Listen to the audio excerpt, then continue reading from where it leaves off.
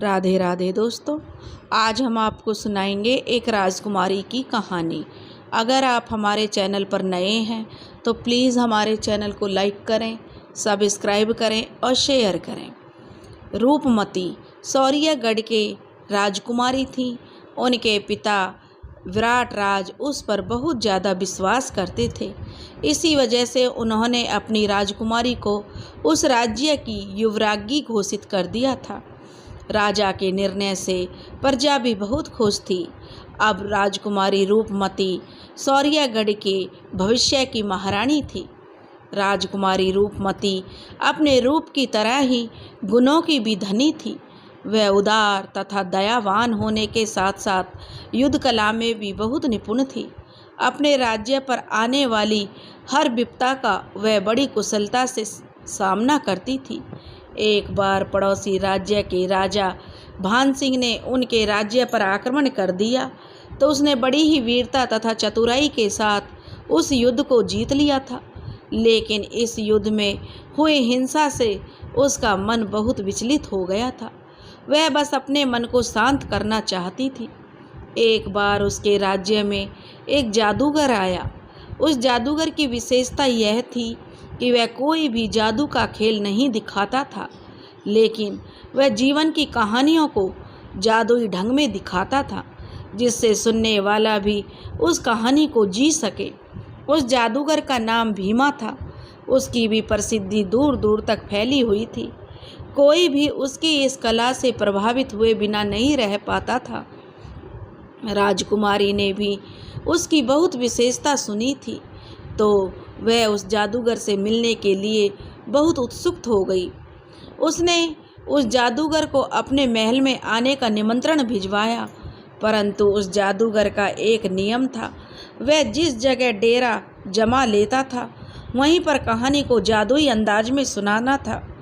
इसलिए उसने महल में आने से मना कर दिया। रूपवती ने उसके इस नियम का सम्मान किया और वह उससे जादुई अंदाज में कहानी सुनने के लिए स्वयं ही अपने पिता से आज्ञा लेकर चल पड़ी।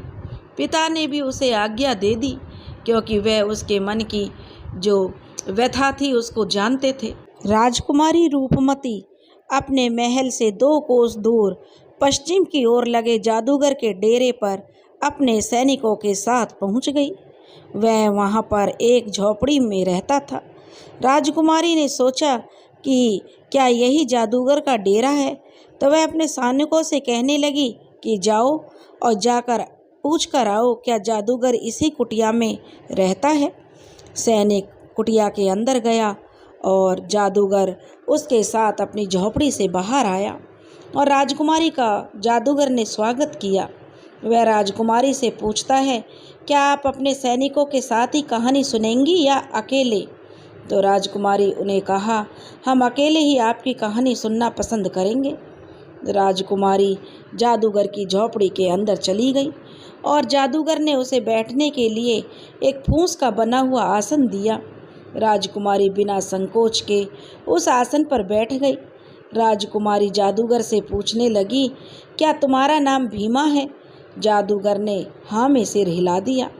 जादूगर अपनी कहानी सुनाने से पहले राजकुमारी से कहने लगा कि राजकुमारी जी, मेरी कहानी थोड़ी थोड़ी हर दिन आगे बढ़ेगी।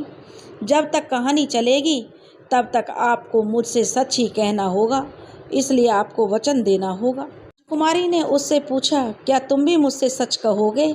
तब जादूगर ने मुस्कुराते हुए कहा, राजकुमारी जी, मैं आपसे सच नहीं बोल सकता, क्योंकि अगर मैं सच कहूँगा तो मेरी इस कला का कोई महत्व नहीं रहेगा, क्योंकि मैं एक जादूगर हूँ और अपने जादू से भ्रम पैदा करना ही मेरी कला है। राजकुमारी जी, और भ्रम कभी सच्चा नहीं होता, इसलिए मैं आपसे सच नहीं बोल सकता, क्योंकि जो कहानी मैं आपको सुनाऊंगा वह कहानी भी तो भ्रम की ही होगी ना। राजकुमारी मुस्कुराकर उसकी ओर देखते हुए कहने लगी कि इस कला का तो मुझे नहीं पता, पर तुम अपनी बातों की कला में बहुत ही निपुण हो। क्या मैं आपसे एक प्रश्न पूछ सकती हूँ? जादूगर ने राजकुमारी से कहा। तो जादूगर ने कहा कि ठीक है। जादूगर ने कहा, कैसा प्रश्न है राजकुमारी? आपकी जो इच्छा हो वह आप मुझसे पूछ सकती हैं। राजकुमारी कहने लगी कि यहाँ आने से पहले मैंने सोचा था कि जादूगर कोई अधेड़ उम्र का व्यक्ति होगा, जिसके अजीब से कपड़े होंगे, लंबी दाढ़ी मूछें होंगी, लेकिन तुम्हारे पास इनमें से कुछ भी नहीं है। तुम जादूगर तो कहीं से भी नहीं दिखते। तुमने इतनी कम उम्र में यह कला कैसे सीखी? बस मेरे मन में बार बार यही विचार आ रहा है। जादूगर कहने लगा, राजकुमारी जी, यही तो मेरी विशेषता है। मेरे गुरुदेव मुझे अपना एक अनमोल रत्न मानते हैं। मैंने इतनी कम उम्र में यह विद्या सीखी है। आप भी तो किसी रत्न से कम नहीं है राजकुमारी। आप भी तो इतनी कम उम्र में एक राज्य की युवराज्ञी बनी है और भविष्य में इस राज्य की महारानी होंगी, और है ना राजकुमारी? योग्यता का कोई उम्र या कोई संबंध नहीं होता। राजकुमारी जादूगर से कहने लगी कि तुम्हारी बातें मुझे हर बार बहुत ही पसंद आ रही हैं। तुम सचमुच बातों के बहुत धनी हो। मुझे तुमसे बातें करके बहुत अच्छा लग रहा है जादूगर, परंतु अब समय बहुत अधिक हो गया है, इसलिए मुझे अब यहाँ से चलना चाहिए। कल मैं तुमसे कहानी सुनने के लिए अवश्य आऊँगी और मैं तुमसे कहानी सुनूंगी। कल तुम मुझे कहानी सुनाओगे ना? जादूगर कहने लगा कि अवश्य राजकुमारी जी, कल से हम कहानी की शुरुआत करेंगे। राजकुमारी रूपमती अगले दिन फिर से जादूगर भीमा के पास उसकी झोपड़ी में उससे कहानी सुनने के लिए पहुंच गई। जादूगर ने भी कवि के अंदाज में उसका स्वागत किया और बोला, बोलो राजकुमारी जी, कैसी कहानी सुनाऊं तुम्हें? राजा रानी की, आग या पानी, या सुनाऊं कोई प्रेम कहानी? राजकुमारी ने कहा, जादूगर जी, मुझे ना राजा रानी, ना आग, ना पानी, मैं ऐसी कहानी सुनना चाहती हूँ जो सरल जीवन की सरल कहानी हो। सरल जीवन की सरल कहानी? जादूगर कहने लगा, पर क्यों? राजकुमारी जी कहने लगी, क्योंकि मेरा मन बहुत उदास है। ऐसी बात बताओ तुम कि कहीं खो जाए ये उदासी मेरे मन की। मन की उदासी तो केवल दो ही तरह से जा सकती है। राजकुमार राजकुमारी से कहने लगा। तो राजकुमारी ने कहा, कौन से दो तरीके से जादूगर? तो जादूगर ने कहा, राजकुमारी जी, एक तो अध्यात्म और दूसरा प्रेम, पर मैं इतना ज्ञानी तो नहीं हूँ जो तुम्हें आध्यात्मिक ज्ञान दे सकूँ। मैं आपको प्रेम कहानी सुना सकता हूँ। प्रेम कहानी? परंतु कहानी सरल होनी चाहिए। राजकुमारी कहने लगी, मुझे कहानी में ज़्यादा मुड़ाव पसंद नहीं है। जादूगर अपनी कहानी सुनाना शुरू करता है। कहानी सुनाने से पहले वह अपनी छड़ी लाता है और साथ में एक किताब जो बहुत ही पुरानी सी दिख रही थी। राजकुमारी पूछती है, क्या इस किताब में कहानी लिखी है? क्या तुम कहानी मुझे पढ़कर सुनाने वाले हो? अगर ऐसी कहानी सुनानी होती तो मैं अपने महल में बने पुस्तकालय में से न पढ़ लेती। जादूगर ने कहा, नहीं राजकुमारी, मैं आपको कहानी पढ़कर नहीं बल्कि दिखाकर सुनाऊंगा। अब आप मेरे इस जादू के लिए तैयार रहना। राजकुमारी कहने लगी, ठीक है, पर पात्रों का परिचय तो दो। राजकुमार जो जादूगर था कहने लगा, क्यों नहीं, सुनिए, ये कहानी एक गांव में रहने वाली गांव की लड़की की है जिसका नाम पूर्वा है। राजकुमारी रूपमती पूछती है, क्या पूर्वा बहुत सुंदर है? जादूगर जोर से हंसते हुए कहने लगा, सुंदरता और गरीबी का आपस में क्या संबंध राजकुमारी जी? अगर सुंदर भी है तो गरीबी की आग उसे बुरी तरह से झुलसा देती है। सुंदरता तो केवल अमीरों के लिए होती है। राजकुमारी कहने लगी, तुम अपनी जगह सही हो, पर मैं यहाँ बाहरी सुंदरता की नहीं बल्कि भीतरी सुंदरता की बात कर रही हूँ। क्या आंतरिक सुंदरता नहीं होती जादूगर? जादूगर कहने लगा, आंतरिक सुंदरता भी सुंदरता होती है। क्षमा करना राजकुमारी जी, मैं आपकी बात समझ नहीं सका। आप अपनी कहानी आरंभ कीजिए, राजकुमारी ने जादूगर से कहा।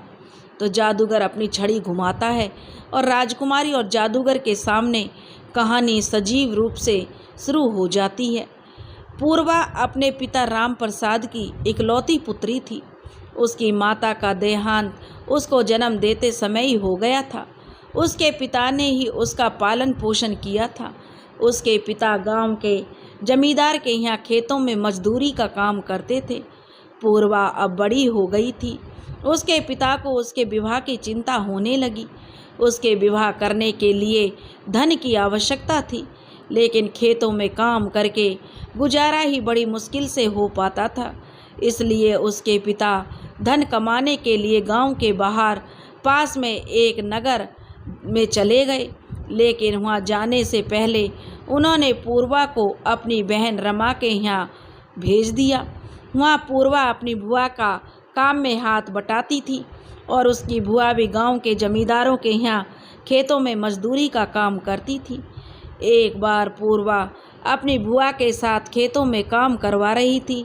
गोविंद, जो उसकी बुआ का बेटा था, वो एक व्यक्ति जो उनके साथ ही खेतों में काम कर रहा था, उससे कहने लगा कि हमारी पूर्वा बहुत ही अच्छी गाती है और पूर्वा जरा सा गाना तो सुना दे जिससे काम में थोड़ा मन लग जाए। यह वक्त जल्दी बीत जाएगा। पूर्वा थोड़ी सी जो शर्माती है तो वह कहता है, अरे इसमें शर्माने वाली कौन सी बात है, गाओ ना। गोविंद के बार बार कहने से पूर्वा उसके कहने पर गाना सुनाना आरंभ कर देती है। खेत में काम करने वाले सारे लोग पूर्वा का गीत सुनकर झूम उठते हैं। वो पूर्वा से कहते हैं कि सच में पूर्वा, तुम्हारी आवाज़ तो कानों में चाशनी सी घोल देती है। तुम्हारे गीत ने तो सारी की सारी थकावट उतार दी। कहानी में खोई हुई राजकुमारी ने जादूगर से कहा कि आज हम इतनी ही कहानी देखेंगे, बाकी कल देखेंगे। तो बताओ राजकुमारी, आपको कहानी का ये भाग कैसे लगा? तो राजकुमारी का ध्यान टूटता है और वह जादूगर से कहने लगी, कहानी का तो पता नहीं, लेकिन सच में पूर्वा की आवाज़ बहुत सुंदर है। उसने तो मेरी भी थकावट उतार दी। मैंने कहा था ना, पूर्वा सुंदर है, उसकी आवाज़ हर सुंदरता से ऊपर है। इसकी आवाज़ साक्षात माँ सरस्वती का आशीर्वाद है। जादूगर कहने लगा, हाँ राजकुमारी, आप जीती, मैं हारा। पूर्वा सच में सुंदर है। अगले दिन फिर राजकुमारी जादूगर से कहानी सुनने पहुंच गई। गोविंद जो पूर्वा से कहता है कि पूर्वा, दोपहर होने को आई लेकिन अभी खाना नहीं आया है, जा घर जाकर भोजन ले आ। पूर्वा खाना लेने के लिए घर की ओर चल देती है। तभी पीछे से आवाज़ आती है, अरे सुनो पूर्वा। पीछे मुड़कर जैसे देखती है, एक लड़का उसकी ओर आ रहा था जो लगभग उसी की उम्र का था। वो आकर पूर्वा के पास रुकता है और कहता है कि तुम कितनी तेज़ चलती हो, दौड़ते दौड़ते मेरी तो सांस ही फूल गई। अच्छा ये बताओ, अभी यहाँ गाना कौन गा रहा था? तुमने देखा उसे? क्या था नाम था उसका? क्या? अब कुछ बोलो भी, कुछ तो जवाब दो, गूंगी हो क्या? लड़का उस पूर्वा से कहने लगा। तुम मुझे कुछ बोलने का मौका दोगे तभी तो बोलूँगी। कब से खुद ही बोले जा रहे हो? पहले तो ये बताओ, तुम मेरे पीछे क्यों भाग रहे हो? पूर्वा उस लड़के से कहने लगी, मैं तो तुमसे यही पूछ रहा था कि वहाँ गाना कौन गा रहा था, तुमने देखा? वह लड़का फिर वही बात कहने लगा। तो पूर्वा कहती है, हाँ देखा, वह गाना मैं ही गा रही थी। पूर्वा ने उस लड़के से बता दिया। तो वह लड़का कहता है, तुम सच बोल रही हो, लेकिन तुम्हें देखकर लगता नहीं कि तुम इतना सुंदर गाना गा सकती हो। लड़का जो पूर्वा से कहने लगा, इसका मतलब मेरा रंग सांवला है और मैं कुछ खास भी नहीं दिखती, तो इसका मतलब मैं अच्छा गा नहीं सकती। पूर्वा ने उस लड़के को झड़क दिया। ऐसी बात नहीं है, वह लड़का कहने लगा, माफ़ करना मेरे इस व्यवहार के लिए, पर सचमुच तुम गाना गा रही थी। तुम तो बड़ा ही अच्छा गाना गाती हो, मुझे सुनाओगी? वह लड़का पूर्वा से कहने लगा। नहीं, क्योंकि मुझे देर हो रही है, पूर्वा ने उस लड़के से कहा। तब लड़का कहने लगा, अच्छा तुम अपना नाम तो बताती जाओ। उसने कहा, पूर्वा। और वह इसी कहने लगा, तुम इसी गांव से हो, लेकिन पहले तुम्हें यहाँ देखा नहीं। तब वह पूर्वा कहती है कि नहीं। तो कौन से गांव से हो? लड़का ने फिर पूछा। तो वह कहती है कि मैं यहाँ अपनी बुआ के पास आई हुई हूँ। तो तुम यहाँ क्या कर रही हो? लड़का पूछता है। तो वह कहती है कि मैं अपनी बुआ के घर आई हुई हूँ, कितनी बार बताऊँ? तो लड़का कहने लगा, गोविंद के यहाँ। तो पूर्वा कहती है, अच्छा अच्छा, लड़का कहता है कि मैं गोविंद के यहाँ, गोविंद मेरी बुआ का लड़का है। ठीक है, तो मैं चलती हूँ, पूर्वा कहती है, और वह लड़का भी कहता है ठीक है। अगले दिन लड़का फिर से पूर्वा के उसी रास्ते में मिल जाता है और पूर्वा उससे कहती है तुम यहाँ क्या कर रहे हो? तो वह लड़का कहता है मैं तुम्हारा इंतज़ार कर रहा था, तुमसे गाना जो सुनना है। तो पूर्वा कहने लगे अरे तुम तो पीछे ही पड़ गए। लड़का कहने लगा सुना दो ना, मैं तुमसे प्रार्थना करता हूँ। पूर्वा कहती है ठीक है सुनाऊंगी, लेकिन पहले तुम अपना परिचय तो दो, मैं तुम्हें जानती ही कितना हूँ, क्या करते हो तुम? तो वह लड़का कहता है मैं जमींदार के यहाँ मवेशियाँ चराता हूँ और मेरा नाम जुगल है। लड़का कहता है, तो पूर्वा कहती है अच्छा तो तुम गडरिया हो? तो वह लड़का कहता है हाँ, तो अब परिचय भी दे दिया, अब गाना सुनाओ।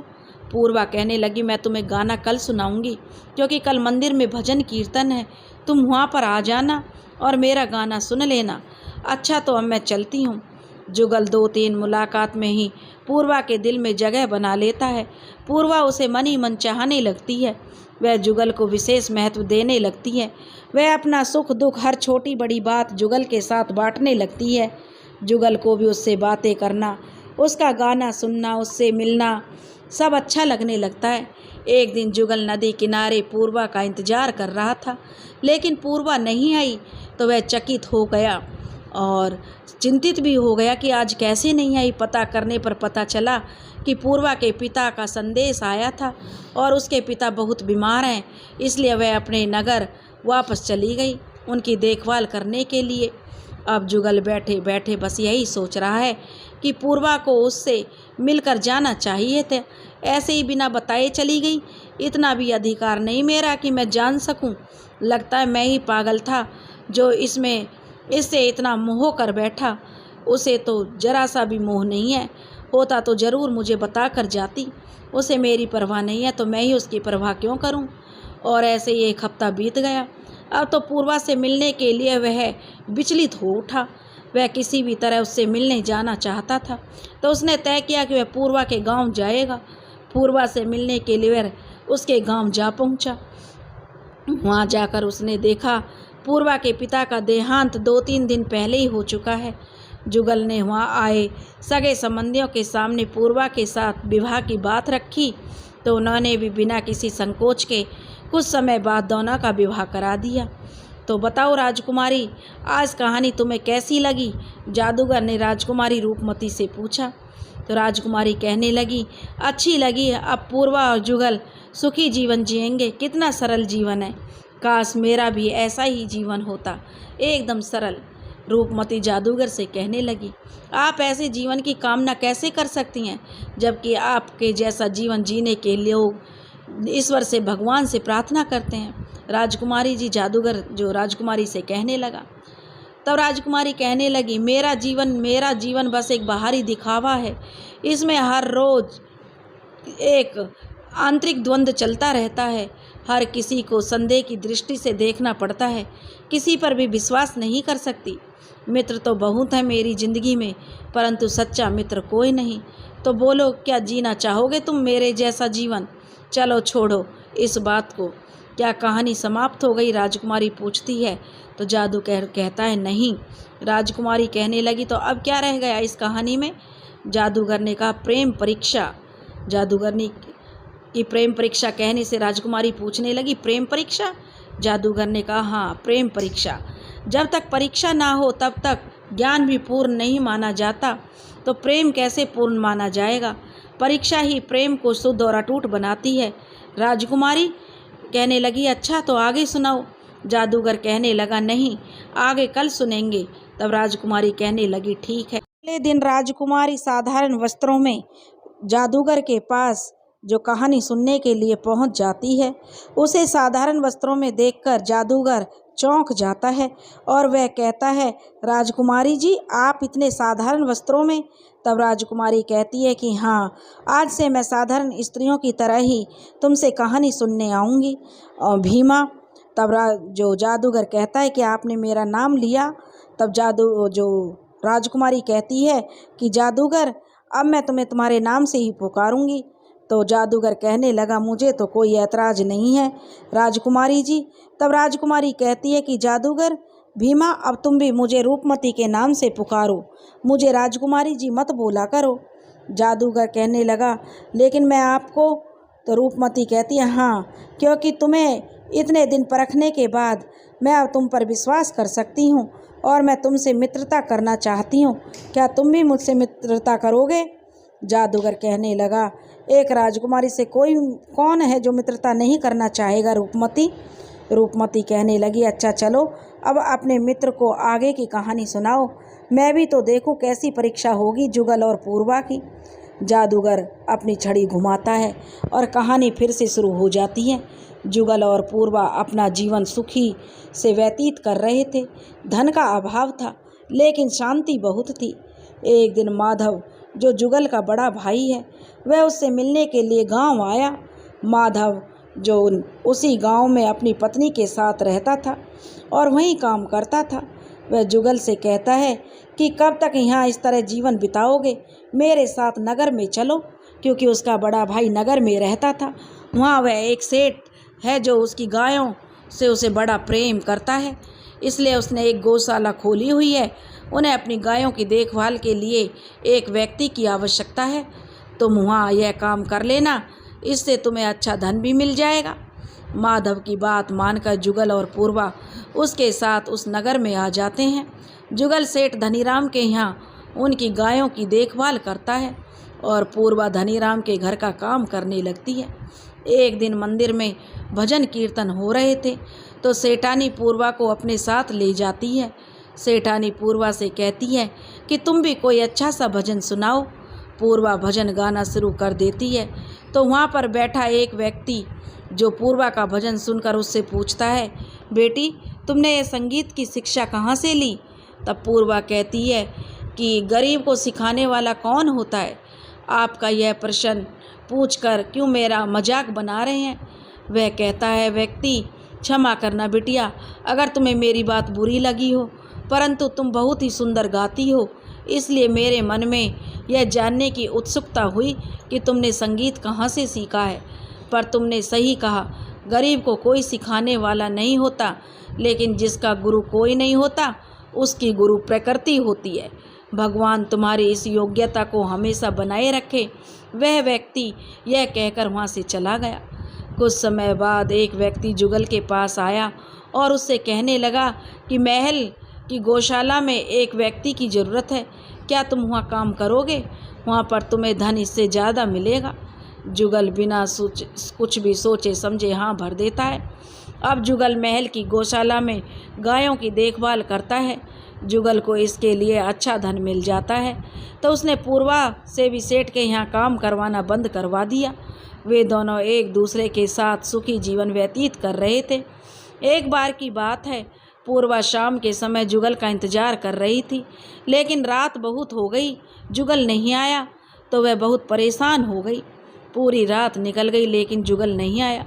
उसका इंतजार करते करते पूर्वा ज़मीन पर ही सो गई। अचानक से दरवाज़ा खटखटाया। उसने दरवाज़ा खोला तो सामने माधव था। उसने पूर्वा को आकर बताया कि जुगल को सैनिकों ने कारावास में डाल दिया है, उस पर गाय चुराने का इल्ज़ाम लगा है। यह सुनकर पूर्वा ज़ोर ज़ोर से रोने लगी। माधव से पूछने लगी कि अब क्या करें, हम उसे कैसे कारावास से निकालें? तो माधव कहता है, तुम रो मत, चलो हम दोनों उससे मिलकर आते हैं। और वे दोनों उससे मिलने के लिए जाते हैं, लेकिन सैनिक उन दोनों को जुगल से मिलने नहीं देते। पूर्वा उससे विनती करती है, उसके पैर पकड़ती है, लेकिन वो उसे मिलने ही नहीं देते। सैनिक कहते हैं, कल राजा के दरबार में इसे प्रस्तुत किया जाएगा, तुम्हें जो कहना है कल वहाँ कहना।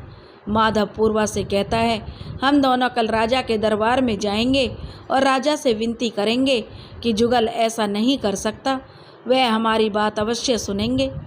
तब रात को पूर्वा पर सदियों के जैसे वह रात बीती। सुबह हुई, माधव और पूर्वा राजा के दरबार में पहुंच गए। बड़ा दरबार सजा हुआ था। ऊंचे सिंहासन पर राजा प्रताप सिंह और उनके बाएं में उनकी रानी रत्ना देवी बैठी हुई थी और थोड़ी देर नीचे की तरफ मंत्रिमंडल बैठा हुआ था। जुगल को राजा के सामने पेश किया गया। राजा कहने लगा, क्या दोष है इसका? तब सैनिक कहने लगे, महाराज, इसने हमारी गौशाला से 10 गायों की चोरी की है। इतने में पूर्वा बोल उठती है कि नहीं महाराज, ये ऐसा नहीं कर सकते, कभी भी नहीं कर सकते। राजा कहने लगे तुम कौन हो? तब पूर्वा कहती है मैं इनकी पत्नी हूँ, क्षमा करें महाराज, ये ऐसा नहीं कर सकते, आपके सैनिक को कोई भ्रम हुआ है। राजा सैनिकों से कहता है कि कोई प्रमाण है कि चोरी इसी व्यक्ति ने की है? तो सैनिक कहता है हाँ महाराज, इसे कुछ लोगों ने चोरी करते हुए देखा है। तो राजा ने कहा कि उन्हें पेश करो। सैनिक दीनू लाखन हाजिर हों। तो वे दोनों व्यक्ति जो जुगल के विरुद्ध गवाही देते हैं, जुगल पर दोष सिद्ध हो जाता है। राजा जुगल को 200 स्वर्ण मुद्राओं का दंड देता है। दंड सुनकर तो जुगल और पूर्वा के ऊपर मानो पहाड़ ही टूट पड़ा। दोनों का रो रो कर बुरा हाल था। वे दोनों राजा से प्रार्थना करने लगते हैं कि हम इतना धन कहाँ से लाएंगे। उनको रोता देखकर रानी रत्ना बोल पड़ती है, हमारी गाय हमें अत्यधिक प्रिय थी, अब रोने से कुछ नहीं हो सकता, तुम अपना दंड स्वीकार करो। जुगल और पूर्वा दोनों जो गिड़गिड़ाने लगे, विनती करने लगे, महारानी आप तो दया करो। रानी कहती है ठीक है, तुम इतनी विनती करते हो तो मैं तुम्हें 2 विकल्प देती हूँ, 200 स्वर्ण मुद्राएं या अपनी सबसे प्रिय वस्तु। जुगल और पूर्वा एक दूसरे को आश्चर्य से देखते हैं, क्योंकि उन दोनों के लिए एक दूसरे से ज़्यादा कोई भी प्रिय नहीं था। इतने में रानी रत्ना कहती है, तुम्हारी पत्नी की आवाज़ बहुत मधुर है और वो वाणी हमें दे दो। दोनों कुछ भी समझ नहीं रहे थे क्या हो रहा है। इतने में रानी रत्ना के सैनिकों को संकेत करती है कुछ लाने के लिए। थोड़ी देर में 2 सैनिक एक डंडे पर कुछ लटका कर ला रहे थे, जिसमें से धुआं निकल रहा था। जुगल और पूर्वा अब भी एक दूसरे को आश्चर्य से देख रहे थे। यह एक लोहे का बर्तन था जिसमें जलते हुए अंगारे थे। रानी रत्ना पूर्वा से कहती है, अगर तुम अपने पति का दोष से मुक्त करना चाहती हो तो या तो तुम हमें 200 स्वर्ण मुद्राएं दो या इन जलते हुए अंगारों को अपने मुख में डालकर अपनी जवान हमें दे दो। इतने में रूपमती भीमा से गुस्से में बोल पड़ती है, यह कैसा मानवीय व्यवहार है? कोई किसी के साथ ऐसा कैसे कर सकता है? यह दंड तो किसी दोषी को भी नहीं दिया जा सकता। पूर्वा तो फिर भी निर्दोष है, कोई इतना निष्ठुर कैसे हो सकता है? भीमा राजकुमारी से कहता है कि राजकुमारी, हर कोई आपकी तरह नहीं होता जो एक बार पर ही दोषी को जो सुधरने का भी मौका ना दे।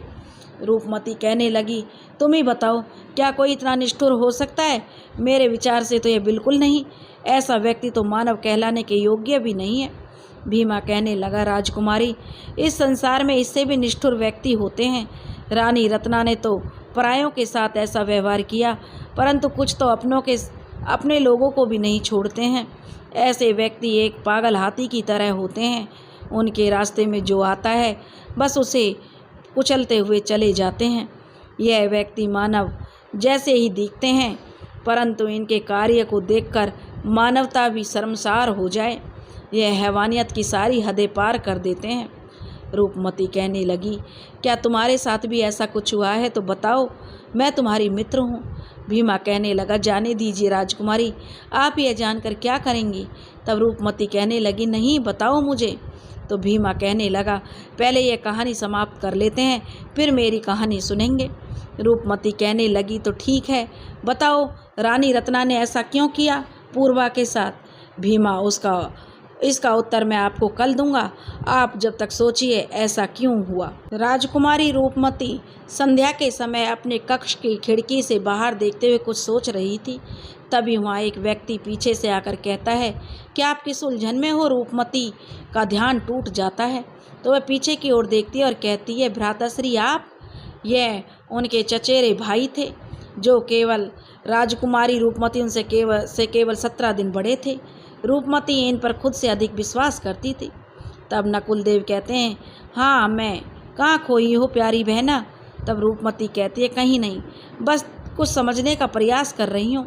नकुल देव कहने लगे, मुझे बताओ, शायद मैं तुम्हारी कुछ सहायता कर सकूँ। रूपमती कहती है, आज भीमा ने कुछ विचित्र बात की, ऐसा लग रहा है जैसे वो मुझे कुछ बताना चाहता हो। नकुल देव कहने लगा, भीमा?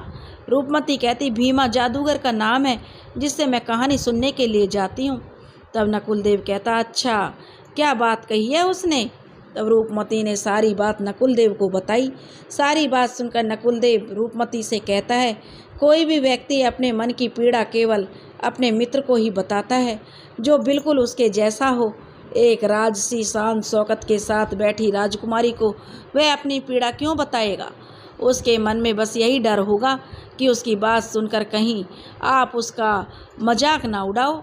रूपमती कहने लगी, अगर तुम्हें उनके मन की बात को जानना है, रूपमती से उसका भाई कहने लगा, तो तुम बिल्कुल उसके जैसे साधारण तरीके से उसके पास जाओ, बिना किसी शान शौकत के, साधारण कपड़ों में, बिना सैनिकों के। रूपमती कहती है, भ्राताश्री आप ठीक कह रहे हैं, मैं कल ऐसा ही जाऊंगी और उससे कहानी सुनने के लिए। शायद तब तक वह अपने मन की पीड़ा मुझे बता दे। और वह अपने भाई का धन्यवाद करती है कि आपने मेरी दुविधा को दूर कर दिया। रूपमती अगले दिन बिल्कुल साधारण वस्त्रों में और अकेले ही उस जादूगर के पास कहानी सुनने के लिए जाती है। जादूगर उसका स्वागत करता है। राजकुमारी मन में सोचती है, पहले कहानी सुन लूं, फिर बातों बातों में इससे इसके मन की बात भी जान लूँगी। जादूगर राजकुमारी को कहानी सुनाना प्रारंभ करता है। जादूगर राजकुमारी से कहता है कि आज हम महारानी रत्ना के बारे में जानेंगे। महारानी रत्ना महाराज प्रताप सिंह की सबसे छोटी 10वें नंबर की पत्नी थी। महाराजा प्रताप सिंह उनसे अत्यधिक प्रेम करते थे। उनकी प्रत्येक मांग को वे पूरी करते थे। महारानी बहुत सुंदर थी। सुंदर के होने के साथ साथ वह बहुत ही अभिमानी थी। जो भी वस्तु उन्हें अच्छी लगती वह उसे पाने की इच्छा रखती थी। महारानी महल में ही संगीत की शिक्षा प्राप्त कर रही थी।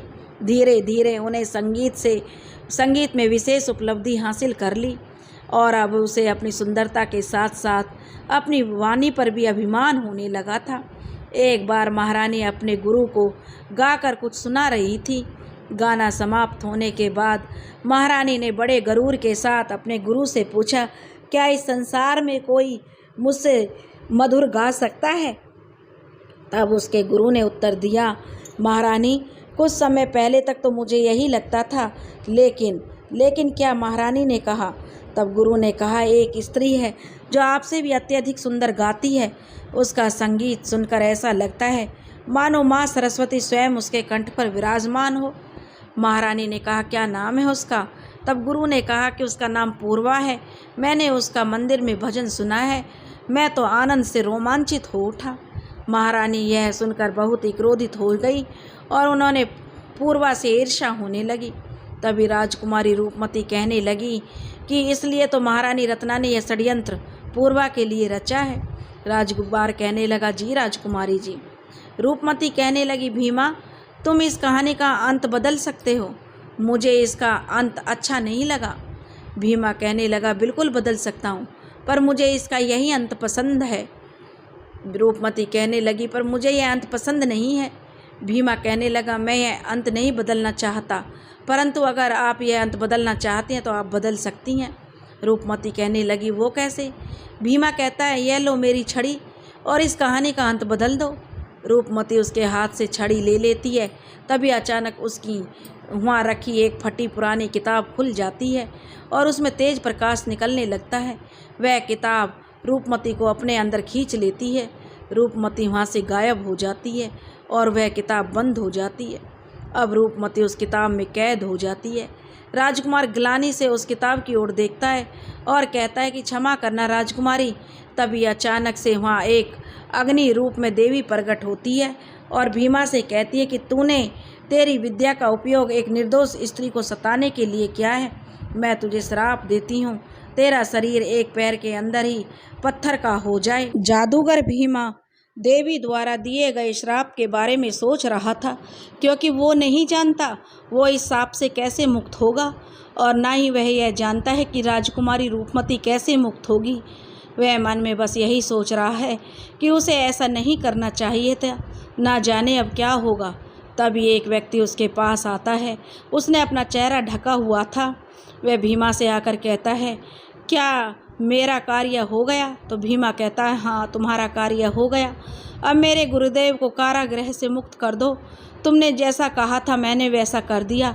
व्यक्ति कहने लगा, यह तुम्हारे पैरों को क्या हुआ है? भीमा कहने लगा, तुम्हें क्या लगता है मैं कार्य गलत करूँगा तो उसका दंड मुझे नहीं मिलेगा? अवश्य मिलेगा। तुम्हें भी एक दिन मिलेगा जो तुमने मुझसे यह गलत कार्य करवाया है। कुछ ही समय में मेरा शरीर पत्थर का बन जाएगा। इससे पहले मैं अपने गुरुदेव से मिलना चाहता हूँ। तब वह व्यक्ति कहता है, मैं तुम्हें तुम्हारे गुरुदेव से मिलवा दूँगा। तुम्हारी कोई और इच्छा हो तो वह भी बताओ। भीमा कहने लगा, मैं ये जानना चाहता हूँ तुमने मुझसे यह कार्य क्यों करवाया और तुम कौन हो? तो वह व्यक्ति कहता है, मैं तुम्हें यह सारी बात निश्चिंत होकर बता सकता हूँ, क्योंकि कुछ समय में तुम्हें यह श्राप अपने अंदर निगलेगा और फिर जो भी इस राज को किसी को भी तुम बता नहीं सकोगे। तो सुनो, मैं रूपमती का बड़ा भाई नकुल देव हूँ और यह षड्यंत्र जो मैंने तुमसे रचवाया यह एक ही चीज़ के लिए, क्योंकि वह चीज़ है सिंहासन। अब वह सिंहासन सिर्फ मेरा होगा, उसका उत्तराधिकारी मैं था और मैं ही रहूँगा। भीमा कहता है, सावधान, राजकुमारी भले ही इस किताब के अंदर फंस गई है, लेकिन वहाँ भी वो तुम्हारी सारी बातें सुन सकती है। नकुल देव कहने लगा, सुनने दो, वैसे भी वह वहाँ से कभी नहीं आने वाली और तुम भी जल्दी पत्थर के बन जाओगे। हाँ, तुमने कहा था ना तुम अपने गुरुदेव से मिलना चाहते हो, तो अफसोस मैंने उन्हें ईश्वर के यहाँ पहुँचा दिया है। भीमा गुस्से में कहने लगा, तुम तो एक बहुत ही दुष्ट व्यक्ति हो, तुम्हें इसका दंड अवश्य मिलेगा। और इसी तरह बोलते बोलते भीमा का सारा शरीर पत्थर का हो गया। नकुल देव ने भीमा और उस पुस्तक को एक गुप्त स्थान पर रख दिया। अब शाम होने को आई। राजकुमारी महल नहीं पहुंची तो सब लोग परेशान होने लगे। राजकुमारी के पिता जो विराट राज ने राजकुमारी रूपमती को ढूंढने के लिए सैनिक चारों ओर भेज दिए। काफ़ी दिनों तक ढूंढने के बाद भी राजकुमारी का कोई पता नहीं चला।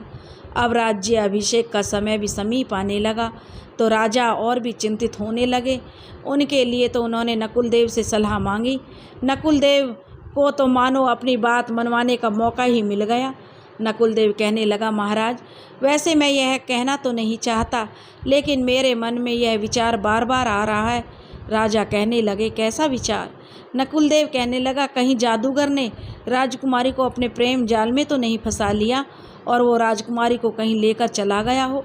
राजा कहने लगे, मौन रहो नकुल देव, हमारी राजकुमारी ऐसा कभी नहीं कर सकती। नकुल देव कहने लगा, मेरा आपको ठेस पहुंचाने का कोई इरादा नहीं था महाराज, परंतु आप भी जानते हैं स्त्री किसी की भी भावना को एक पत्थर की भांति अड़िग होकर सह सकती है, परंतु प्रेम भावना से तो वह पिघल जाती है, क्योंकि स्त्री का हृदय होता ही इतना कोमल है। और आप भी जानते हैं कि राजकुमारी रूपमती एक साधारण जीवन चाहती थी, वह कभी भी महारानी नहीं बनना चाहती थी। राजा कहने लगे, वह मेरा विश्वास कभी नहीं तोड़ेगी, इसका मुझे पूर्ण विश्वास है, इसलिए मैं तुम्हारी बात बिल्कुल भी मानने के लिए तैयार नहीं हूँ। नकुल देव कहने लगा, मेरा विश्वास कीजिए, रूपमती से थोड़ा डगमगा गया था, लेकिन अब आपका विश्वास दृढ़ है तो मैं आपके विश्वास पर विश्वास करता हूँ महाराज। राजा कहने लगे, परंतु राज्याभिषेक का समय निकट आ रहा है और रूपमती का कुछ पता नहीं चल रहा, लगता है हमें राज्याभिषेक का समय आगे बढ़ाना पड़ेगा। नकुल देव कहने लगा, नहीं महाराज, आप ऐसा नहीं कर सकते। महाराज कहने लगे, क्यों नहीं कर सकते? नकुल देव कहने लगे, आप मंत्रिमंडल और प्रजा से क्या कहेंगे? यही कि राज्याभिषेक इसलिए नहीं हो रहा कि राजकुमारी कहीं चली गई है। आप यह जानते हैं कि एक स्त्री के विषय में अफवाह फैलते हुए देर नहीं लगती महाराज। अशोक राज जो महाराज थे वे कहने लगे, तो नकुल देव फिर क्या करें, तुम ही बताओ। नकुल देव कहने लगे, मेरे पास एक योजना है, हम प्रजा और मंत्रिमंडल से कह देंगे राजकुमारी मिल चुकी है, परंतु उसका स्वास्थ्य खराब है, इसलिए उसका गुप्त रूप से इलाज चल रहा है और तब तक राजकुमारी को ढूंढने के लिए गुप्त रूप से सैनिक लगा देते हैं। महाराज कहने लगे, क्या हम असत्य कहेंगे? नकुल देव कहने लगे, नहीं महाराज, राज्य के सम्मान के लिए हमें यह सत्य बोलना ही पड़ेगा। राजा कुछ हिचकिचाते हुए कहते हैं, अगर राजकुमारी राज्याभिषेक के समय तक नहीं मिली तब हम क्या करेंगे? नकुल देव कहने लगे, तब तो ईश्वर चाहे वही होगा, हम कुछ नहीं कर सकते। आपको सुनकर शायद अच्छा न लगे, लेकिन तब हमें सिंहासन पर किसी और को बैठाना होगा, परंतु पहले हम ईश्वर से यही प्रार्थना करते हैं कि राजकुमारी राज्याभिषेक के समय हमें मिल जाए। नकुल देव की योजना में राजा बुरी तरह फंस चुके थे। वह जानता था कि राजकुमारी किसी भी हालत में राज्य अभिषेक के समय तक नहीं मिल सकती। उसके बाद सिंहासन बस उसी को मिलेगा, क्योंकि वही था जिस पर महाराज जो विश्वास करते थे। राज्य अभिषेक का दिन भी आ गया। महाराज ने दोबारा से नकुल देव को अपने पास बुलवाया। महाराज कहने लगे, अब क्या करें, राजकुमारी का तो कुछ पता नहीं चला। नकुल देव कहने लगे, महाराज मेरे पास एक और योजना है। अपना सम्मान बचाने के लिए अब हमें यही करना होगा। हम प्रजा और मंत्रिमंडल से कह देते हैं अब राजकुमारी हमारे बीच नहीं रही, उसकी मृत्यु हो गई है। राजा गुस्से में चिल्लाकर कहते हैं, नकुल देव तुम जानते भी हो तुम क्या कह रहे हो। नकुल देव महाराज से कहता है, मैं जानता हूँ महाराज, परंतु आप ही बताइए क्या करें। अब हमारे पास इसके सिवा कोई और विकल्प भी तो नहीं है। नकुल देव की योजना एकदम सफल हुई और महाराज को उसकी बात माननी पड़ी। महाराज को विवश होकर नकुल देव को राज्य का अभिषेक करना पड़ा। 8 वर्ष बीत चुके हैं। नकुल देव अपना शासन खुशी खुशी चला रहा है। अब कोई भी रुकावट नहीं थी। रास्ते की सबसे बड़ी रुकावट तो वह पहले ही हटा चुका था। रूपमती राज्य में हर कोई रूपमती को भूल चुका था, सिवाय महाराज के। वो अब भी अपनी बेटी की खोज करने में लगे हुए थे। एक दिन एक दूत एक संदेश लेकर आता है। संदेश में लिखा था कि कल्ली जो लहू जनजाति का राजा है, उसने नकुल देव को युद्ध की चुनौती दी है। यह सूचना पाकर तो मानो पूरे राज्य में हड़कंप मच जाता है। कोई कुछ समझ ही नहीं पा रहा था कि क्या किया जाए। नकुल देव ने मुख्यमंत्री और सेनापति को विचार विमर्श करने के लिए बुलवाया। नकुल देव कहने लगे, आप दोनों तो जानते हैं ना कि मैंने आप दोनों को क्यों यहाँ बुलवाया है। मुख्यमंत्री कहते हैं, जी महाराज। तब नकुल देव ने कहा, तो आप यह भी जानते होंगे उन्होंने हमें 15 दिन का समय दिया है। मुख्यमंत्री कहने लगे, जी महाराज। नकुल देव तो कहने लगे, तो क्या हमें युद्ध की तैयारी करना चाहिए। मुख्यमंत्री कहने लगे, आप जानते हैं ना महाराज कि उन्हें युद्ध में हराना लगभग असंभव है। आज तक कोई भी उन्हें हरा नहीं पाया, सिवाय एक रूपवती के। यह सुनते ही तो मानो नकुल देव का सारा खून ही जल गया। वह गुस्से के मारे उसने कहा, अगर रूपमती यह कर सकती है तो हम क्यों नहीं करेंगे। जाओ युद्ध की तैयारी करो, हम अवश्य जीतेंगे। मुख्यमंत्री कहने लगा, पर उनके नाग शास्त्र का क्या उत्तर होगा। नकुल देव ने कहा, तुम उनकी चिंता मत करो, मैं यह देख लूँगा, अब तुम मुझे अकेला छोड़ दो। ऐसा लग रहा था जैसे नकुल देव अपने आप को रूपमती से श्रेष्ठ दिखाना चाहता हो। अगर वह नहीं है तो भी यह राज्य उसके बिना खुशी खुशी चल सकता है। अब बस यही सिद्ध करना चाहता था अपने मंत्री और प्रजा के आगे। नकुल देव ने जब तो अपने मुख्यमंत्रियों से कह दिया कि आप इसकी चिंता मत करें, परंतु जैसे जैसे समय नज़दीक आ रहा था उसकी चिंता बढ़ती जा रही थी। कुछ समझ नहीं आ रहा था कि युद्ध कैसे जीतेंगे। उसकी चिंता बढ़ती ही जा रही थी। मुख्यमंत्री की बात ने उसकी चिंता को और बढ़ा दिया था। केवल यह काम तो रूपमती ही कर सकती है। उसकी यही चिंता उसे उस जगह ले गई जहाँ उसने पुस्तक और जादूगर को छुपा कर रखा हुआ था। वह वहाँ जाता है और वह उस किताब की ओर देखने लगता है और कहने लगा, भले ही मैंने तुम्हें इस पुस्तक में बंद कर दिया हो, लेकिन तुमने मेरा पीछा अभी तक नहीं छोड़ा। मैंने यह सोचा था कि 8 वर्षों में इस राज्य का हर व्यक्ति तुम्हें भुला चुका होगा, परंतु मेरी प्रजा और मेरे मंत्रिमंडल को आज भी यही लगता है तुम मुझसे श्रेष्ठ हो। परंतु मैं यह सिद्ध करके रहूँगा, मैं तुमसे श्रेष्ठ हूँ। मैं यह युद्ध जीत कर ही रहूँगा। मैंने कभी नहीं सोचा था कि मेरे जीवन में यह समय भी आएगा जब मेरा हृदय भी यही चाहता है कि काश तुम यहाँ होती। वह उस पुस्तक पर हाथ रखकर कहता है, लेकिन अचानक से आवेश में आकर नकुल देव कहता है कि नहीं, ऐसा नहीं हो सकता। मैं इस समस्या का समाधान ढूंढ कर ही रहूँगा। और यह कहकर वहाँ से चला जाता है। युद्ध का दिन आ जाता है। दोनों तरफ सेनाएं तैयार थीं और नकुल देव की सेनाओं के सामने कल्ली की सेना खड़ी थी, जो लगभग उसकी सेना से दुगना थी। युद्ध आरंभ होता है। कुछ समय बाद ही नकुल देव की सेना का मनोबल टूटने लगता है। कल्ली की सेना ने नकुल देव की सेना को बुरी तरीके से उसके छक्के छुड़ा दिए। कोई भी कुछ समझ नहीं पा रहा था। जैसे जैसे करके नकुल देव की सेना ने युद्ध का एक दिन पूरा कर लिया। हर कोई युद्ध के दूसरे दिन के बारे में सोच रहा था, क्योंकि किसी के पास भी कोई रणनीति नहीं थी। नकुल देव भी यही चिंता उसको खाए जा रही थी कि कहीं वह युद्ध ना हार जाए। युद्ध का दूसरा दिन आरंभ होता है। सेना का मनोबल तो टूट चुका था। सेनापति ने नकुलदेव से संधि करने के लिए कहा, पर नकुलदेव यह मानने के लिए बिल्कुल भी तैयार नहीं थे। तभी वह व्यक्ति आता है जो पूरा चेहरा उसका ढका हुआ था। वह घोड़े पर सवार है। वह व्यक्ति आकर कहता है, अगर तुम्हें युद्ध जीतना है तो जो मैं कहूँ तुम्हें वह करना होगा। नकुलदेव ने पूछा कि तुम कौन हो? उस व्यक्ति ने उत्तर दिया, अभी मेरा परिचय जानने का समय नहीं है, अभी यह युद्ध लड़ने का समय है। अगर तुम यह युद्ध जीतना चाहते हो तो जैसा मैं कहूँ तुम्हें वैसा करना होगा। नकुलदेव के पास कोई और चारा नहीं था। वह बस कैसे भी करके युद्ध को जीतना चाहता था। जोश में आकर वह व्यक्ति कहता है कि युद्ध कभी भी सेना या हथियारों से नहीं लड़ा जाता, मनोबल की आवश्यकता होती है। अपनी हिम्मत बढ़ाओ और उन सैनिकों पर टूट पड़ो, देखना युद्ध हम जीत जाएंगे। और रही बात इनके राजा की, उसको मैं देख लूँगा, तुम मुझ पर भरोसा रखो। बस फिर क्या था, पूरी सेना में मानो जोश सा दौड़ गया हो।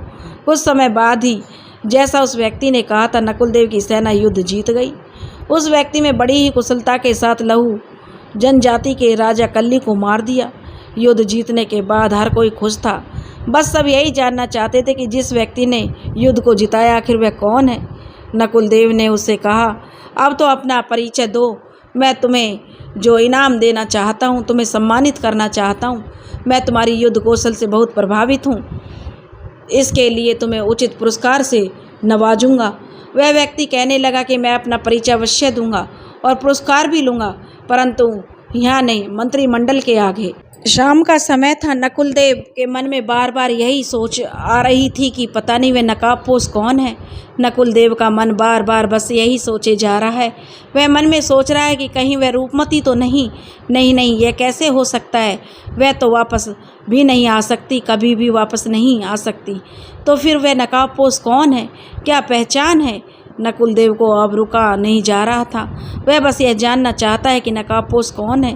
लेकिन नकाबपोश ने कह दिया कि वह अपनी पहचान स्वयं मंत्रिमंडल के सामने ही बताएगा। अब नकुलदेव सुबह होने का इंतजार करने लगे। सुबह हो गई, नकुलदेव को इंतजार था। दरबार सजाया गया, सारे मंत्रिमंडल आ गया, राजा भी आ चुके थे। अब नकाबपोश ने दरबार में आने की प्रतीक्षा है। हर कोई उत्सुक है कि बस यही जानना चाहते हैं कि वह व्यक्ति कौन है जिसने उन्हें कुशलता से युद्ध में जीत दिलवाई थी। नकाबपोश दरबार में आता है। नकुलदेव तो अपना परिचय कहते हैं कि अपना परिचय दीजिए। नकाबपोश कहता है, मेरा परिचय मेरी वाणी से नहीं, अपितु मेरा मुख है। उसकी बातें सुनकर नकुलदेव की धड़कन तेज हो गई। नकाबपोश ने जैसे ही अपना नकाब हटाया, उसका चेहरा देखकर वहाँ उपस्थित हर व्यक्ति हैरान था। दरबार में चारों तरफ खुसर फुसर होने लगी। महाराज उसे देखकर दौड़ते हुए आए और उसे अपने गले से लगा लिया और पूछा, कहाँ थी तुम मेरी पुत्री? राजा ने तो मानो सवालों की झड़ी लगा दी। तुम कहाँ थी, कहाँ चली गई थी? तुम अपने पिता को छोड़कर, बताओ, जल्दी बताओ मुझे, कहाँ थी? दरबार में सब आपस में बातें करने लगे। कोई कह रहा था कि राजकुमारी रूपमती तो मर चुकी है, परंतु जीवित कैसे आ गई? इतने समय तक कहाँ थी राजकुमारी? रूपमती ने कहा, इसका जवाब मैं नहीं, मेरे भ्राता नकुलदेव देंगे। हर कोई नकुलदेव को हैरानी से देखने लगा। नकुलदेव का तो मानो सारा खून ही सूख गया। रूपमती कहने लगी, क्यों नहीं बताएंगे क्या? रूपमती सबको नकुलदेव के षड्यंत्र के बारे में सारे दरबार को बताती है। दरबार के सारे मंत्री, राजा, हर कोई नकुलदेव के विरुद्ध हो जाता है। नकुलदेव को सिंहासन से हटा दिया जाता है।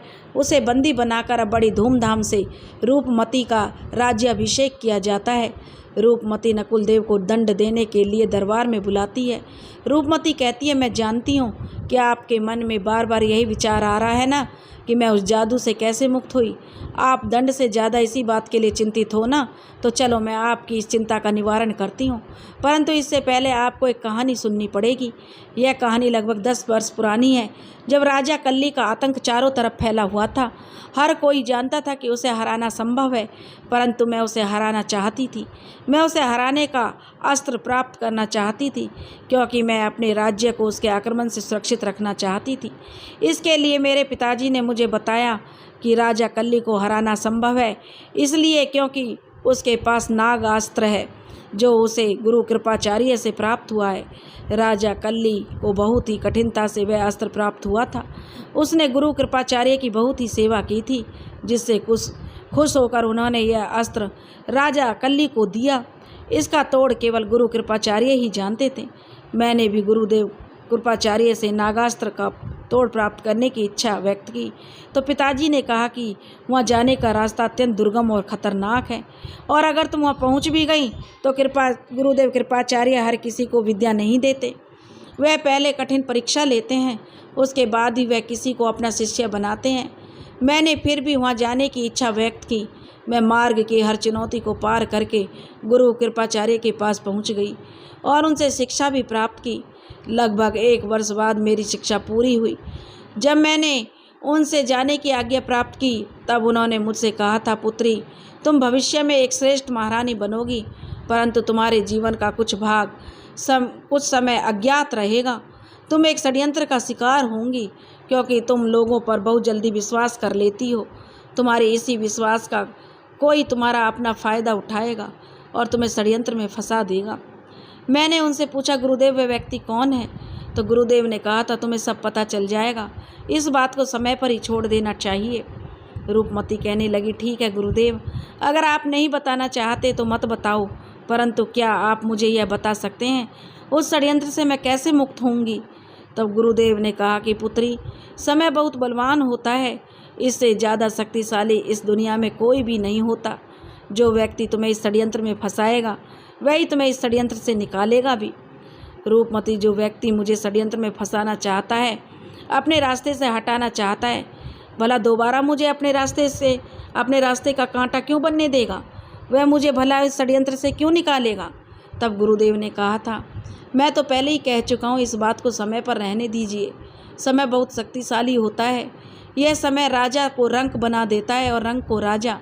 इस समय के आगे हर किसी को झुकना पड़ता है। हर समय किसी को विवश कर देता है। समय जो है किसी को भी विवश कर देता है। समय उस व्यक्ति को विवश करेगा उसे उस षड्यंत्र से निकालने के लिए। रूपमती, और जैसा गुरुदेव ने कहा था, रूपमती ने बताया, तुमने मुझे उसी षड्यंत्र से मुक्त किया। जिस समय तुम उस स्थान पर आए थे जहाँ तुमने मुझे और जादूगर भीमा को रखा था, तुमने उस पुस्तक पर हाथ रखकर कहा था, मैं चाहता हूँ कि तुम मुक्त हो जाओ। तुम्हारे जाते ही उसके अगले ही क्षण में मुक्त हो गई थी। नकुलदेव बड़े आश्चर्य से रूपमती की ओर देखता है और उससे कहता है, क्या तुम पहले से जानती थी? रूपमती ने कहा, हाँ, मैं पहले से जानती थी। यह मैं कह सकती हूँ, मेरे साथ षड्यंत्र रचा जाएगा, पर मैं यह नहीं जानती थी कि वह षड्यंत्र मेरे भ्राता श्री रचेंगे। रूपमती थोड़ा भावुक होकर कहने लगी, क्या आप जानते हैं, इस दुनिया में कुछ रिश्ते बहुत ही निस्वार्थ होते हैं। उनमें से एक रिश्ता है भाई बहन का होता है। वह दोनों एक दूसरे के बिना किसी स्वार्थ के जुड़ते हैं। वो एक दूसरे से कुछ भी नहीं मांगते। वो एक दूसरे के दुख में दुखी होते हैं, एक दूसरे के सुख में सुखी होते हैं। एक बहन अपने भाई के साथ सबसे ज़्यादा सुरक्षित अनुभव करती है, परंतु आपने तो हमारे इस संबंध की मर्यादा को ही नहीं रखा। आपने मुझे एक बहन नहीं माना, परंतु आपने मुझे एक प्रतिद्वंदी और शत्रु माना। पर मैं आज भी आपको अपना भ्राता मानती हूँ, इस संबंध का सम्मान करती हूँ और आपको दंड नहीं दूंगी। मैं आपको क्षमा करती हूँ। रूपमती की यह बात सुनकर दरबार में चारों ओर इस निर्णय का विरोध होने लगा। चारों ओर से आवाज़ आने लगी, नकुलदेव को मृत्युदंड दिया जाए। रूपमती सबको मौन करती है और कहने लगी, आपने अपनी बहन के साथ छल किया है, इसके लिए आपकी बहन ने आपको क्षमा कर दिया, परंतु आपके इस षड्यंत्र ने प्रजा और उस राज्य को बहुत ही बड़े खतरे में डाल दिया था। इसलिए मैं आपको दंड देती हूँ, मैं आपको देश निकाला देती हूँ। नकुलदेव गिलानी से नज़रें झुकाए वहाँ से चला जाता है। रूपमती अपने कक्ष में बैठकर दरबार में जो हुआ उसके बारे में सोच रही है। राजा जानते हैं कि अब रूपमती का मन बहुत विचलित होगा। वह उसके कक्ष में आकर उसे सांत्वना देते हैं। रूपमती अपने पिता के गले लगकर ज़ोर ज़ोर से रोने लगती है और कहती है, पिताजी, क्या मिला मुझे इस सिंहासन को पाकर? इस सिंहासन ने मेरे भ्राता को मेरा शत्रु बना दिया। मुझे ना चाहते हुए भी उसे दंड देना पड़ा। राजा उससे कहते हैं, तुमने ही आज दरबार में सबके सामने कहा था ना, समय बहुत बलवान होता है, तो उस समय ने ही तुम्हें सिंहासन के लिए चुना है, वरना नकुलदेव ने तो सिंहासन को ले ही लिया था, लेकिन फिर भी तुम वहाँ से वापस आई। समय ने तुम्हें ही सिंहासन के लिए चुना है। रूपमती कहने लगी, मैं इस सिंहासन का क्या करूँगी? क्या मुझे अपने जीवन में आगे ऐसे ही त्याग देने होंगे? क्या अपनों के साथ मुझे ऐसा ही करना होगा? नहीं नहीं पिताश्री, मुझसे ऐसा नहीं होगा। राजा कहने लगे, पहले तुम चुप हो जाओ और मेरी बात ध्यान से सुनो। यह जीवन है, जीवन हर किसी का एक सा नहीं होता। इस जीवन में कुछ पाने के लिए बहुत त्याग करने पड़ते हैं। जो जितना पाता है उतने ही उसे त्याग भी करने पड़ते हैं। और जो त्याग करने से घबराता है वह जीवन में कभी भी आगे नहीं बढ़ पाता। सबको जीवन की समस्याओं का सामना करना पड़ता है, इसी का नाम जीवन है। यहाँ कुछ भी उधार नहीं रखना पड़ता, हमें हर एक ऋण को चुकाना ही पड़ता है, चाहे वह शत्रुता का ऋण हो चाहे मित्रता का। नकुल देव ने तुम्हारे साथ छल किया, इसके लिए उसे दंड देना ही था। यही नियम है संसार का भी और राजधर्म का भी। अब तुम विश्राम करो और उस बात के बारे में बिल्कुल भी मत सोचो। तुमने एकदम सही फैसला किया। मुझे तुम पर गर्व है मेरी पुत्री। रूपमती को राजा से बातें करके कुछ शांति मिली। अब राजा द्वारा कही गई बातों के बारे में रूपमती सोचने लगी। तभी उसे जादूगर भीमा का ख्याल आया, जो उसके उस षड्यंत्र में फंसा था। वह अपने मन में कहने लगी, मुझे जादूगर भीमा को श्राप से मुक्त कराना ही होगा। उसकी कोई भी गलती नहीं थी, वह भी एक षड्यंत्र का शिकार हुआ था, जिससे विवश होकर उसने मेरे साथ यह किया। अब मुझे भी उसे श्राप से मुक्त कराना ही चाहिए। राजकुमारी सैनिकों को आदेश देती है, जाओ वहाँ एक जो शिला है जो जादूगर भीमा की है, उसे महल में लेकर आओ और उसे दरबार में रख दो। अगले दिन दरबार लगाया जाता है। रूपमती यह घोषणा करती है, जो भी जादूगर भीमा को इस श्राप से मुक्त करेगा उसे उचित पुरस्कार दिया जाएगा। लेकिन इस घोषणा से कोई भी परिणाम नहीं मिलता, तो दूर दूर से ज्ञानी विद्वानों और जादूगर हर किसी को बुलाती है, लेकिन कोई भी जादूगर भीमा को उस श्राप से मुक्त नहीं करा पाता। धीरे धीरे करके 6 महीने गुजर जाते हैं, लेकिन जादूगर अभी भी शिला के अंदर ही कैद है।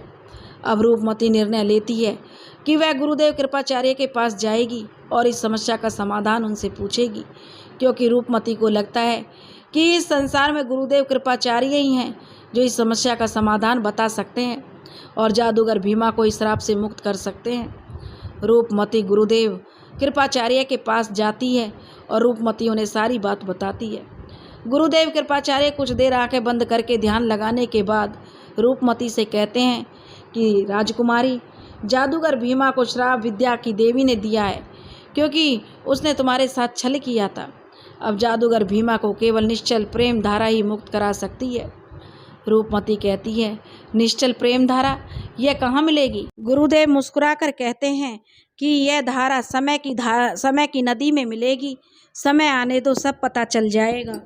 अब राजकुमारी वापस महल आ जाती है और भीमा के शिला रूप के पास जाकर कहती है, गुरुदेव ने मुझे तुमसे इस समस्या से निकालने का समाधान बता दिया है, बस अब उस समाधान को ढूंढना बाकी है। मैं तुम्हें वचन देती हूँ भीमा, मैं तुम्हें इस श्राप से मुक्त करने के लिए उस समाधान को ढूंढ कर ही रहूँगी। मैं निश्चल प्रेम धारा को ढूंढ कर ही रहूँगी। शिला के हृदय के भाग पर हाथ रखकर वह कहती है। अब रूपमती सैनिकों को आदेश देती है, जादूगर भीमा की शिला को राजसी बगीचे में रखा जाए। उसके बाद रूपमती राजा से मिलने के लिए उनके कक्ष में जाती है। राजा कहते हैं, पुत्री, तुम्हारी यात्रा कैसी रही? समाधान मिला क्या? रूपमती कहती है, हाँ पिताजी, गुरुदेव ने समाधान बताया है। राजा कहने लगे, क्या समाधान बताया है? तो रूपमती कहते हैं, निश्चल प्रेम धारा। राजा कहते हैं, निश्चल प्रेम धारा? रूपमती कहती हैं, हाँ पिताजी। तो राजा ने कहा, तुमने क्या सोचा है? तब रूपमती कहती है, कुछ नहीं पिताजी, कुछ समझ में नहीं आ रहा कि वह कहाँ ढूंढूं उस निश्चल प्रेम धारा को। अब आप ही बताइए, मैं क्या करूं? आप कोई उपाय बताइए ना पिताजी। राजा कुछ देर सोचने के बाद, किसी व्यक्ति के लिए निश्चल प्रेम धारा उसका कोई संबंधी ही बहा सकता है, खास तौर पर उसके पिता, माता या कोई प्रेमी। रूपमती कहती है, ठीक है पिताजी, मैं अभी सैनिकों को आदेश देती हूँ, भीमा के किसी संबंधी को ढूंढ कर लाएं। लेकिन इस आदेश का कोई भी फायदा नहीं होता। सैनिक रूपमती को आकर बताते हैं कि जादूगर भीमा का कोई भी संबंधी नहीं है, वह एक अनाथ था। यह सुनकर रूपमती तो पूरी तरह से निराश हो गई। अब उसे कुछ भी समझ नहीं आ रहा था, पर उसने भीमा को वचन दिया और वह अपना वचन निभा कर ही रहेगी। धीरे धीरे समय बीतने लगा, पर जादूगर भीमा को श्राप से निकालने का कोई समाधान नहीं मिला। पर रूपमती का मोह धीरे धीरे भीमा की तरफ बढ़ने लगा। उसे जब भी समय मिलता वह बगीचे में आ बैठती और वहाँ घंटों तक समय बिताती। वह भीमा के साथ ऐसा व्यवहार करती जैसे कि वह जीवित हो। राजा को यह बात बिल्कुल भी पसंद नहीं आ रही थी। वह उसे अधिक से अधिक राजकाज में व्यस्त रखते, परंतु रूपमती फिर भी समय निकालकर बगीचे में आ बैठती। राजा कैसे भी करके रूपमती का मोह जो भीमा से भंग करना चाहते थे। इसके लिए उन्होंने एक दिन रूपमती से कहा, पुत्री, तुम्हारे लिए कई बड़े राज्यों से रिश्ता आया है। मुझे भी अब लगता है कि तुम्हें विवाह बंधन में बंध जाना चाहिए। रूपमती राजा से कहती है, पिताजी, आपको जैसा सही लगे वैसा करें। पर राजा कहते हैं, पर क्या पुत्री? रूपमती कहने लगी, पिताजी, मैंने भीमा को वचन दिया है कि मैं उसे श्राप से मुक्त करूंगी। राजा कहने लगे, इस बात का भीमा से क्या संबंध है? तब रूपमती कहती है, पिताजी, भीमा का कोई संबंध नहीं है इस बात से, लेकिन मैंने यह निश्चय किया है कि मैं पहले अपना वचन निभाऊंगी तब विवाह करूंगी। राजा कहने लगे, यह क्या बात हुई भला? अगर जादूगर भीमा पूरा जीवन श्राप से मुक्त नहीं हुआ तो क्या तुम पूरे जीवन विवाह नहीं करोगी? रूपमती कहने लगी, ऐसा नहीं है पिताजी, इस संसार में हर समस्या का समाधान है, तो इस समस्या का भी समाधान जरूर होगा और वह मुझे एक दिन जरूर मिलेगा, मेरा यह विश्वास है। यह कहकर रूपमती वहाँ से चली जाती है। ऐसे ही धीरे धीरे 2 साल का समय बीत गया। राजा का सब्र का बांध टूटने लगा। वह रूपमती को एक शिला के मुंह से बंधते हुए नहीं देख सकते थे। अब उन्होंने निश्चय कर लिया कि वह रूपमती को इस मोह से मुक्त करके रहेंगे। इसके लिए उसने एक योजना बनाई। अपनी योजना को पूरा करने के लिए उन्हें रात का इंतजार था। मध्य रात्रि होने को आई, तब उन्हें लगा रूपमती सो गई होगी। वह एक बड़ा सा हथौड़ा लेकर बगीचे की ओर चल दिया और वह शिला को तोड़ने ही वाला था, तभी पीछे से आवाज़ आई, नहीं पिताजी, आपको ऐसा नहीं करना चाहिए, वह जीवित है। अगर आप इस शिला को तोड़ेंगे तो उसके अंदर का प्राणी मर जाएगा। नहीं पिताजी, ऐसा बिल्कुल मत करिए। यह रूपमती की आवाज़ थी। तब राजा पीछे मुड़कर देखता है। रूपमती से कहते हैं, तो क्या करूं पुत्री? मैं अपनी पुत्री को इस शिला के मोह में बंधा हुआ नहीं देख सकता। यह पागलपन जैसा है और मैं अपनी पुत्री को पागल नहीं होने दूंगा। मुझे मत रोको रूपमती। और दोबारा शिला की तरफ मुड़कर हथौड़े से उसे तोड़ने के लिए हथौड़ा उठाते हैं, तो रूपमती उनके पैरों में पड़कर कहती है, नहीं पिताजी, ऐसा बिल्कुल मत करिए। पर वह उसे छिटक देते हैं, तो रूपमती शिला के आकर खड़ी हो जाती है। तो राजा रुक जाते हैं। रूपमती शिला की तरफ मुड़कर वहाँ अपने घुटनों के बल बैठ जाती है और ज़ोर ज़ोर से रोने लगती है और कहती है, पिताजी, इसे मत मारो, यह मेरा प्रेमी है। रूपमती के आंसू शिला के ऊपर गिरने लगते हैं और शिला चटकने लगती है। राजा यह सब देखते हैं तो वे जल्दी से रूपमती को वहाँ से उठाकर उसे दूर ले जाते हैं और थोड़ी देर बाद ही सारी शिला टूट जाती है और उसमें से जादूगर भीमा बेहोश होकर गिर जाता है। रूपमती और राजा उसे महल में लेकर आते हैं। रूपमती अब समझ चुकी है कि वह भीमा से प्रेम करती है, और जिस निश्चल प्रेम धारा को वह ढूंढ रही थी वह उसी के पास है। अब उसे भीमा के होश में आने की प्रतीक्षा है। भीमा को 2 दिन बाद होश आता है। रूपमती की खुशाई का जो ठिकाना नहीं रहता। वह अपनी भावनाएं भीमा के सामने व्यक्त करने के लिए आतुर है, और दूसरी तरफ से राजा की चिंता अब और बढ़ गई है, क्योंकि वह नहीं चाहते कि उसकी गुणवान पुत्री किसी जादूगर के साथ विवाह करे। भीमा को जैसे ही होश आता है वह वहाँ से उठकर जाने लगता है। रूपमती उससे कहती है, अभी तुम्हारा स्वास्थ्य ठीक नहीं है, तुम्हें अभी यहाँ कुछ दिन और विश्राम करना चाहिए। भीमा भी रूपमती की इस बात को मान लेता है। रूपमती घंटों तक भीमा के साथ बातें करती है और भीमा उसे नीरस भाव से देखता रहता है। वह उससे कुछ नहीं कहता, बस कभी कभी उसकी आंखों में रूपमती को देखकर आंसू आ जाते हैं। अब भीमा का स्वास्थ्य ठीक होने लगा है। एक दिन राजा भीमा से मिलने के लिए आते हैं। भीमा उन्हें देखकर समझ गया कि वो क्या कहना चाहते हैं। राजा कहते हैं, कैसा स्वास्थ्य है अब तुम्हारा? तो भीमा कहता है, आपकी दया से सब अच्छा है। यह कहकर दोनों चुप हो जाते हैं कुछ समय के लिए। भीमा राजा से कहता है, मैं जानता हूँ आप यहाँ क्यों आए हैं। जिस तरह से आप रूपमती के सुनहरे भविष्य की कामना करते हैं, उसी तरह से मैं भी उसके सुनहरे भविष्य की कामना करता हूँ।